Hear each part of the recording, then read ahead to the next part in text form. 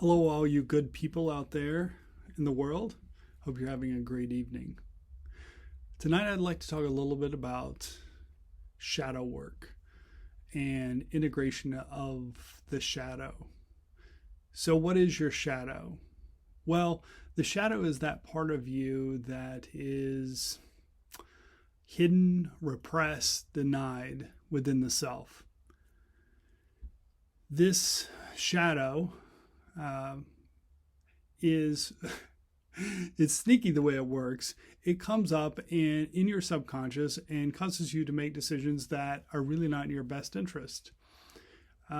It cuts off part of yourself, and we need all of ourself in order to do what we need to do in the world.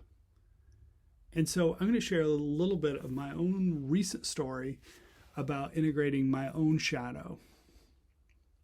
So growing up, my family really demonized my father.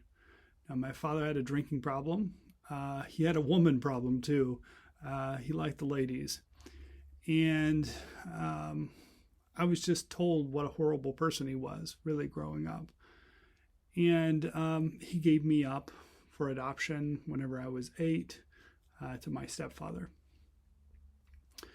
And he was the ladies' man. Think of the chain with the gold necklace with a coin all around it, hairy chest, flashy car, flashy dresser, super charismatic, irresponsible, drank too much. And I was taught to be a good boy. And growing up in high school, I was the guy the parents of the girl really loved me because I was such a nice, good boy, because I had really denied my own sort of charisma and my own sexual power because I had associated that with my father. Well, after the end of my first marriage, where I had become the super nice guy, and my first wife did not find me attractive anymore because I had made myself so safe and so neutered that, I don't know that anybody would find me attractive. There was some work that I did where I started integrating that part of me, that repressed part of who I was. And interesting enough, it came about in the purchase of a new 2010 Camaro. That was the first year they came out. I did not have the money to afford it. I bought it anyway. And after the end of my divorce, my self-esteem was in the trash. And so I needed that to kind of prop me up a little bit. I know it's a cliche. It's a cliche for a reason. And so I bought this car. And this car, I bought a leather jacket that was very similar to what my dad would wear. And I remember looking in the mirror and seeing my father in me for the first time. Watching Fight Club, Tyler Durden, right? That character was inside me. And there was something kind of beautiful about it. And every time I drove that car, I thought about my dad. Well, recently, just this last week, actually, I was driving that car and the engine gave out. And it was going to be pretty expensive to, what is it called? When they I don't know, redo the engine, whatever that's called. The name's, it's avoiding my head right now. Anyway, when they redo the engine, it's going to be almost what the car was worth. And so I decided to just scrap the car and to buy a new car. Now, I've been thinking about buying a new car for a long time. I have the money to buy a new car, but I cannot decide which car to buy. So, strangely enough, I have this coaching session with one of my spiritual directors, coach, healer, and I felt a little silly wanting to talk about what car to buy, but I couldn't stop thinking about it. And that's what I said. I said, I know this is a little silly, but I cannot stop thinking about what car to buy. And so can we talk about it?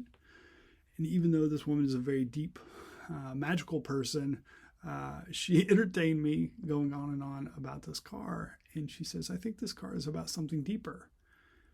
And in our conversation, I realized that the Camaro was a symbol of me integrating my father into who I was. And she said intuitively, she goes, I have a sense that you know which car you want, but you're afraid to admit it. And that was absolutely true.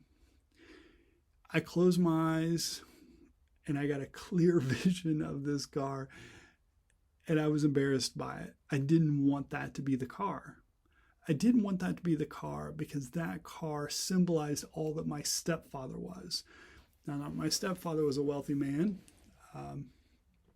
and he drove a wealthy man's car. He drove one of the higher up series BMWs, and he kept it immaculate, like super immaculate, like Q-tip cleaning out the vent and detailing the engine immaculate, like absolutely no dirty shoes in his car, immaculate. And he was kind of a jerk. He taught me a lot of good things, but he was a hard person to be around. And so that rich man's car was a car that I did not want to be associated with, because I disassociated from him and his wealth, because I would rather be happy and free than be angry, right? And kind of materially obsessed the way I saw he was. And so I had disassociated from that. I had put that part of me in the shadow.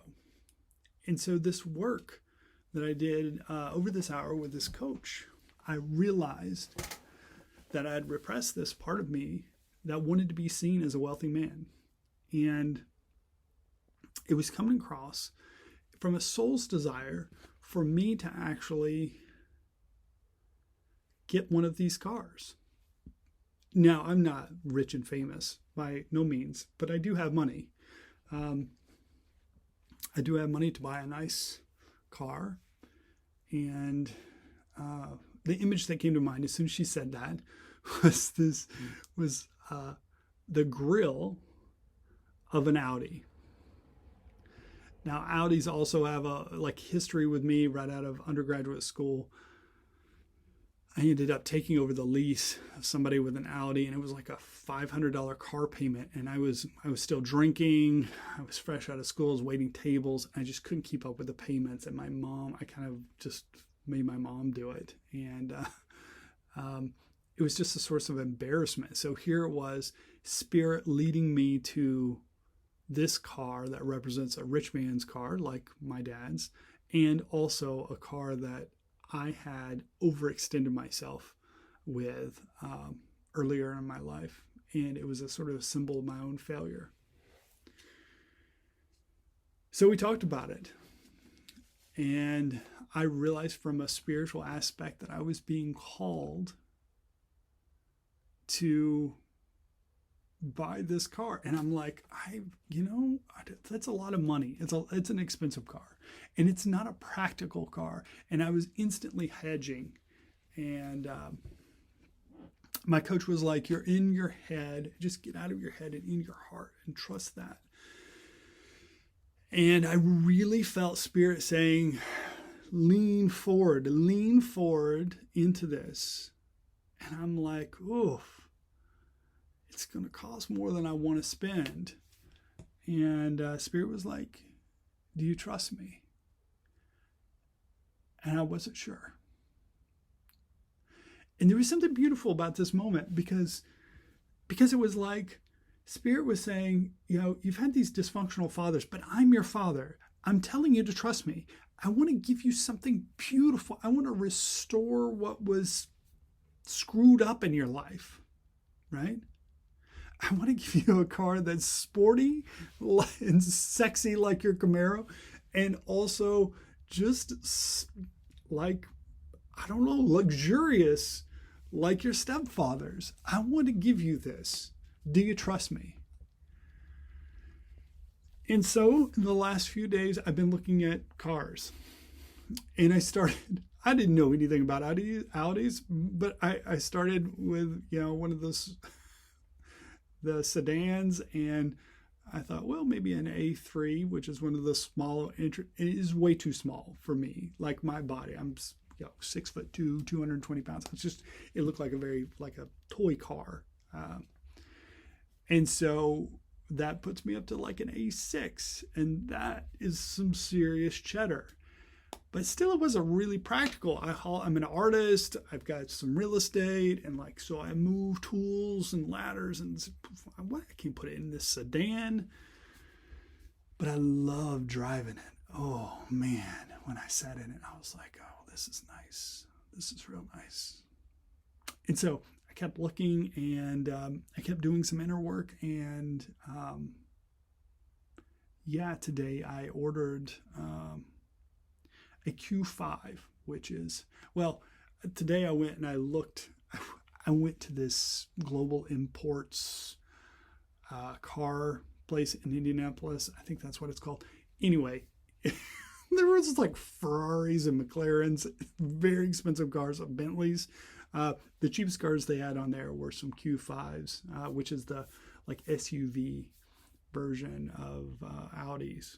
And I test drove one of those, and I knew that was the right car.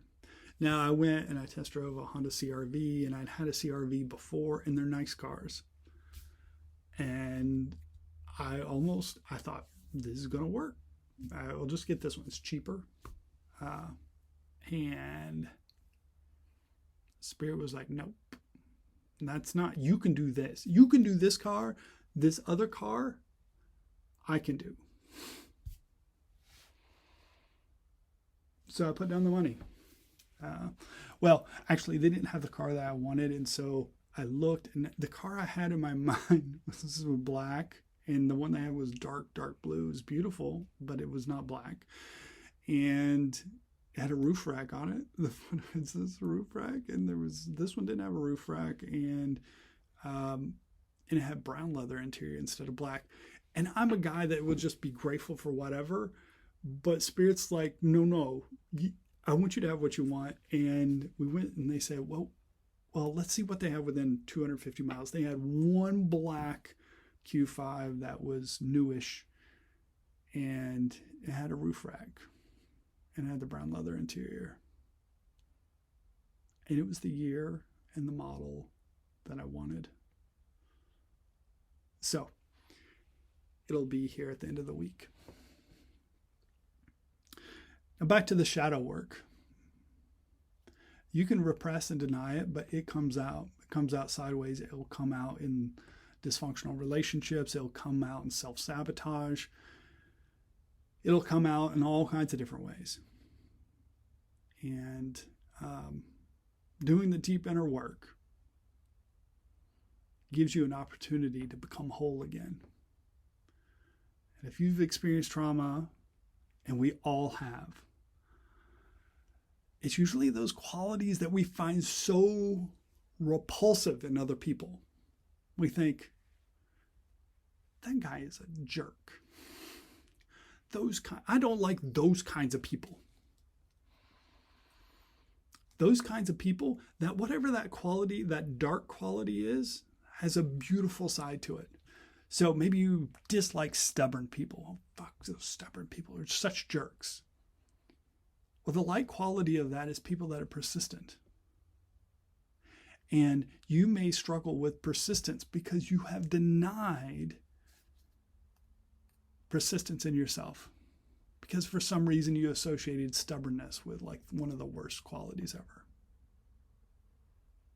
For me, one of those was shallowness. Like the Kardashians. Oh, dislike the Kardashians. Oh my gosh.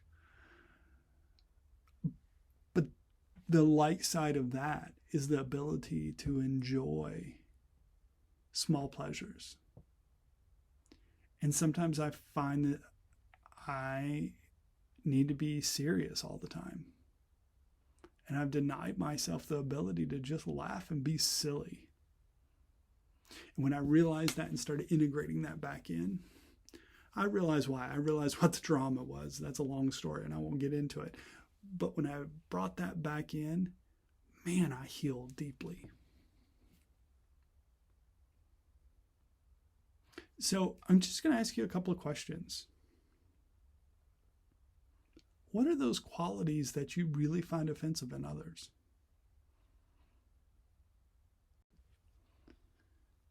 Now, ask yourself, what is the light side of them? What could be good about it? Even something like dishonesty. A lot of people don't like liars. But even that is maybe the willingness to sacrifice the truth for what you really want. Maybe it's just drive. There's something beautiful about that. And there could be something dark about being really honest all the time. Anyway, I pray that the light be with you. I thank you for listening today. And I hope that this has started to open you up to what those shadows may be inside of you that are driving you subconsciously, that are robbing you from the fullness of life that you were created for and that you really deserve. Much love to you, and I hope to see you soon.